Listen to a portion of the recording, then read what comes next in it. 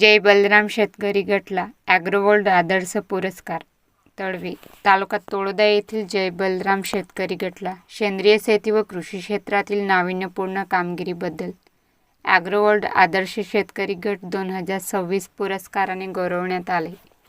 शहादा येथील नवीन बसस्टँड समोरील मैदानावर आयोजित भव्य ॲग्रोवर्ल्ड कृषी प्रदर्शनात 3 जानेवारी रोजी हा सन्मान सोहळा पार पडला. नंदुरबार जिल्हा परिषदेचे मुख्य कार्यकारी अधिकारी श्री नमन गोयल यांच्या हस्ते पुरस्कार प्रदान करण्यात आला. आयोजक शैलेंद्र चव्हाण व विविध कृषी कंपन्यांचे पदाधिकारी उपस्थित होते.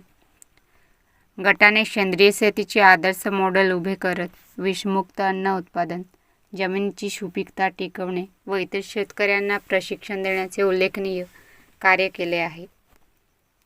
पुरस्कार स्वीकारण्यासाठी अध्यक्ष छोटू नाना कलाल, विजयराव सोनवणे, गोटू नाना कलाल, चंद्रकांत सोनवणे व उमेश सोनवणे उपस्थित होते.